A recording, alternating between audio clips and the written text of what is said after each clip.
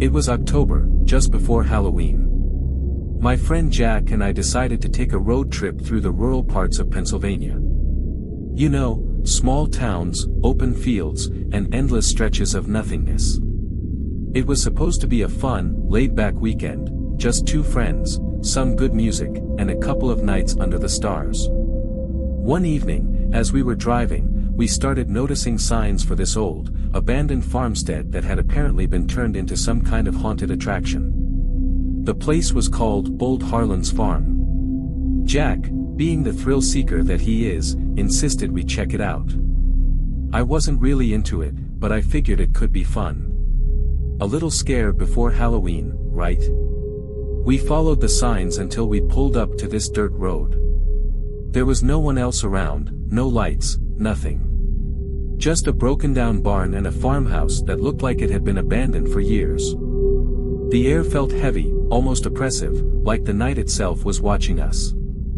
We got out of the car, and the minute I stepped onto that dirt, I felt uneasy.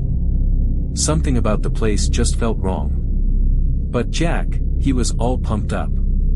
He grabbed his flashlight, laughed it off, and headed straight for the barn.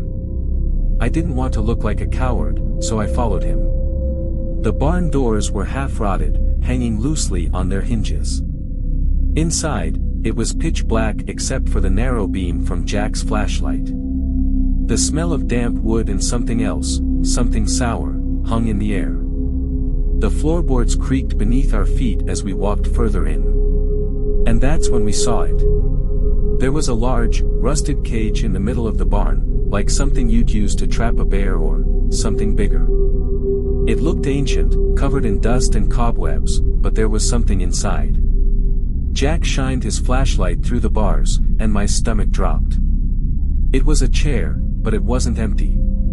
In the chair sat this thing. I don't know how to describe it. It looked like a person, but its skin was dried and cracked, like old leather. Its head hung forward, hair matted and tangled, and its hands were clenched into tight fists. "Dude, what the hell is that?" I whispered. Jack just stared. He moved closer, and I grabbed his arm, telling him we should leave. But he shook me off. "It's probably just part of the attraction," he said, his voice shaky, even though he was trying to play it cool. That's when the head lifted. I froze. We both did. The thing's head slowly raised, revealing a face that was wrong. The eyes were sunken, hollow. And the mouth was stretched into this grotesque grin, like the skin had been pulled too tight. Then, it moved. The fingers twitched, and the thing started to stand up. I didn't even wait to see what happened next. I grabbed Jack's arm and yanked him toward the door. We ran out of that barn as fast as we could, not looking back, not stopping until we reached the car. But when we got there, the car wouldn't start.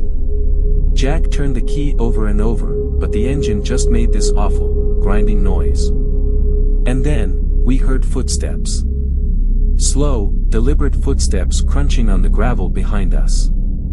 I looked in the rearview mirror, and there it was, standing just outside the barn, staring at us with those hollow eyes, that twisted grin. I could feel my heart pounding in my throat, my whole body screaming at me to get out of there. Jack slammed his fist on the steering wheel, cursing, trying to start the car again, and that's when the footsteps started getting closer.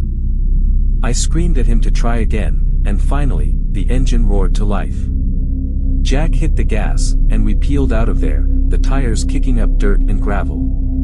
We drove for what felt like hours before we finally stopped, far away from that place.